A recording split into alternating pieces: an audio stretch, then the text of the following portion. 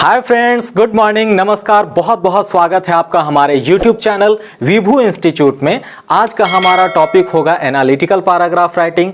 जैसा कि CBSE board ने इंटीग्रेटेड प्रोजेक्ट को इंक्लूड किया है अपने सिलेबस में, और साथ ही साथ पीएससी मेंस, चाहे वो बीपीएससी हो, यूपीपीएससी हो, जेपीएससी हो या अदर स्टेट पीएससी सर्विसेज हो, statistical officer, management, registrar, commercial officer, CA, CMA, बहुत ही ज़्यादा इंपॉर्टेंट टॉपिक है उन लोगों के लिए।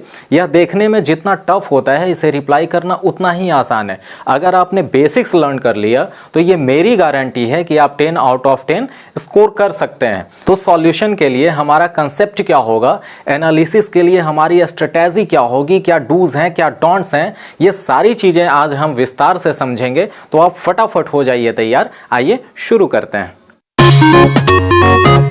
सबसे पहले आपको बता दूं कि एनालिटिकल पैराग्राफ राइटिंग होता क्या है। आपके स्क्रीन पे कुछ इमेजेस दिख रहे हैं, जिनमें से pie charts, data, graphs, records, tables, ये सारी चीज़ें लगी हुई हैं।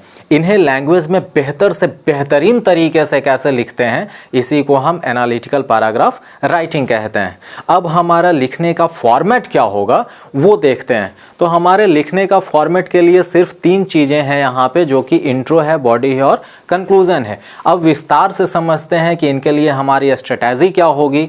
तो इंट्रो हार्डली 1 to 2 लाइन्स का होता है, और अकॉर्डिंग टू द क्वेश्चन, अगर आपका पाई चार्ट है या फिर टेबल है तो उसके हिसाब से आप लिख सकते हैं। अब इसकी शुरुआत कैसे करते हैं वो देखिए। अगर चार्ट है, the chart given above describes. अगर टेबल है, the table suggest. Line graph है, द लाइन ग्राफ शोज। अगर डाटा दिया हुआ है तो the data given provides information about. अगर पाई चार्ट है तो द पाई चार्ट इलुस्ट्रेट्स। अब हम आते हैं बॉडी में। Body is the main content. सारे प्रीवियस वीडियोस में आपको बताया गया है कि मेन कंटेंट का क्या रोल होता है, उसका लिखने का प्रोसीड्यूर क्या होना चाहिए, और हम कैसे हाईएस्ट मार्क स्कोर कर सकते हैं। तो हमारा बॉडी किस चीज़ के ऊपर बेस्ड होता है, अबाउट, यानी कि आपको लिखना किस चीज़ के बारे में है। ट्रेंड्स, अभी ट्रेंडिंग क्या चल रहा है। कंपैरिजंस, कंपैरिजन हम कैसे कर सकते हैं, अगर हमारा प्रीवियस ईयर का रिकॉर्ड्स है और प्रेजेंट सिनारियो का रिकॉर्ड्स है तो दोनों में हमारा कंपैरिजन क्या होगा। और फिर सब ग्राफ, सब ग्राफ में क्या क्या चीज़ें इंक्लूडेड होती हैं, organising information, comparing information, mentioning quantities and connecting sentences. अब देखते हैं कि ट्रेंडिंग वर्ड्स क्या है। जैसे अभी सोशल मीडिया पे चारों तरफ एक ही धुन बज रहा है, पता नहीं जी कौन सा नशा करता है। तो आपको पढ़ाई का नशा करना है और ज़्यादा से ज़्यादा हाईएस्ट मार्क्स स्कोर करना है। तो हम देखते हैं हमारा ट्रेंडिंग क्या है। Sky rocketed, rapidly doubled, striking increase, a pattern of growth, peak, soaring rates, declined, plummeted, slightly, leveled off, stagnated, fluctuate, starting to rise or fall, drop down, etc. Quantities को कैसे कंपेयर किया जाता है वो देखिए। Percentage of, यहाँ पे आप डाल सकते हैं 4% ऑफ, 3% ऑफ, या फिर 1/3 ऑफ, 1/4 ऑफ, आप कुछ भी डाल सकते हैं according to your chart given. Almost percentage of, majority, on average, twice as much, या फिर very close to percentage, very close to 1%, very close to 2%, very close to 3%, ऐसे आप डाल सकते हैं। द लोवेस्ट और द हाईएस्ट, रफली, approximately, just under percentage, यानी कि जस्ट अंडर 1% और जस्ट अंडर 2%, एटसेट्रा। आप ये सारे वर्ड्स को यूज़ कर सकते हैं, और ये सारे वर्ड्स आप जितना ज़्यादा से ज़्यादा यूज़ करेंगे आपका राइटिंग स्किल्स उतना ही बेहतर होता चला जाएगा। अब हम आते हैं कॉन्ट्रास्टिंग वर्ड्स या स्टेबलिशिंग वर्ड्स में। ये क्या करता है कि आपके फर्स्ट सेंटेंस को सेकंड सेंटेंस से कनेक्ट करता है, यानी कि ये कनेक्टिंग वर्ड्स है। As for example, similarly, in contrast with, in comparison to. आप ध्यान रखिए प्रीपोजिशन का भी, इन कॉन्ट्रास्ट विथ है और इन कंपैरिजन टू है। डिफरेंस इन होता है, डिफरेंट टू होता है। अगर छोटे छोटे ग्रामेटिकल एरर को भी आप फॉलो करते हैं तो बहुत ज़्यादा एक्यूरेसी आपको अचीव होगा, और जितना ज़्यादा ग्रामेटिकल एक्यूरेसी होगी आपके कंटेंट में, आप उतना ही ज़्यादा हाईएस्ट मार्क स्कोर कर सकते हैं। फिर है while, however, whereas, when it comes to, as opposed to, but in the opposite case, striking और noticeable difference, etcetera. Next is conclusion.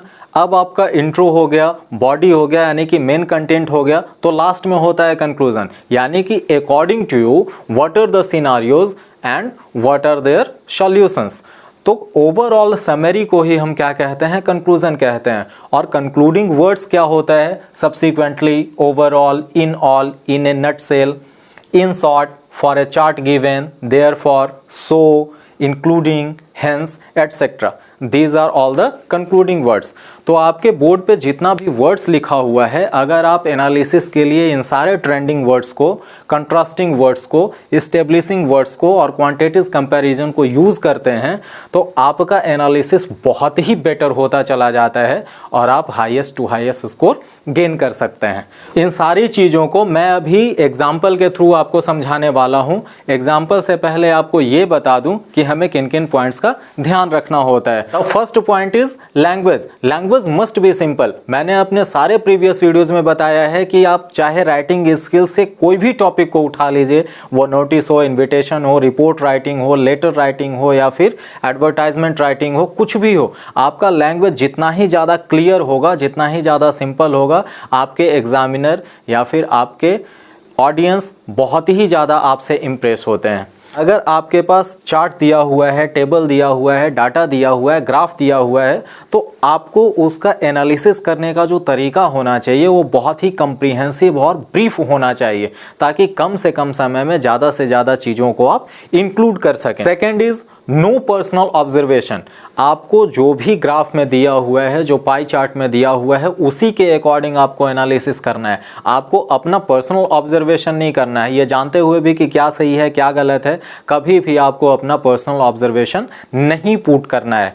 The next thing is use of passive voice. जब भी आप report लिखते हो, invitation लिखते हो या फिर स्पीच देते हो, वो सब के सब हम एक्टिव वॉइस में देते हैं, लेकिन एनालिटिकल पैराग्राफ राइटिंग के लिए हमारा जो यूज़ होगा वॉइस का वो क्या होगा, पैसिव होगा। तो ये कुछ कुछ छोटी छोटी बातें थी जिनको आप ध्यान में रखकर बहुत बेहतर से बेहतर कर सकते हैं। अब हम चलते हैं एग्जाम्पल की ओर। आपके स्क्रीन पे कुछ इमेजेस हैं, कुछ क्वेश्चंस हैं, जिनमें सबसे लास्ट वाला जो इमेज है यानी कि इमेज नंबर 3, उसका मैं आपको एग्जाम्पल लिख के बताता हूं कि इसे कैसे लिखते हैं, क्या क्या चीज़ों का यूज करते हैं और किस तरीके से बेहतर हम स्कोर कर सकते हैं।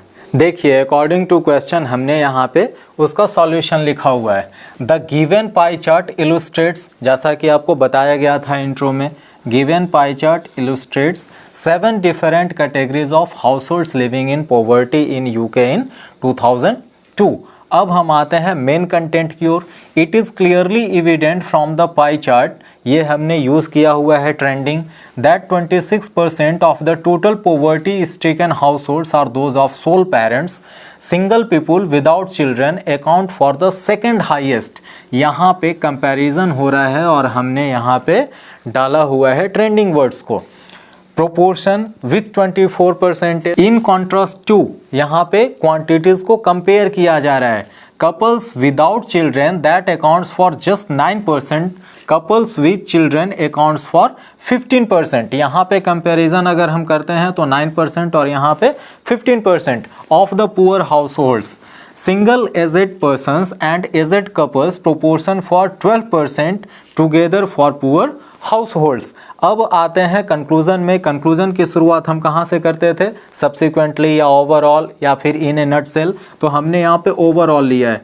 Overall 14% of all households in the UK were living under poverty. The younger generation had a greater poor percentage, couples without children had better economic condition. यानी कि जो भी हमारा पाई चार्ट था, जैसे जैसे पाई चार्ट को describe किया गया है, सीधा सीधा वैसे ही इसको लैंग्वेज में लिख दिया गया है। तो बहुत आसान तरीका है कि आप पहले टेबल को, बार ग्राफ को, लाइन ग्राफ को, पाई चार्ट को, रिकॉर्ड्स को समझ जाएं और उसके बाद फिर लैंग्वेज में वही सेम चीज़ को आप उतार दें using the trending words, contrasting words. हमारा आज का सेशन यहीं समाप्त होता है। हमारा आज का वीडियो आपको कैसा लगा या आपको सुझाव देना चाहते हैं तो कमेंट करके बताइए। ऑब्वियसली अच्छा ही लगा होगा तो लाइक और शेयर कीजिए।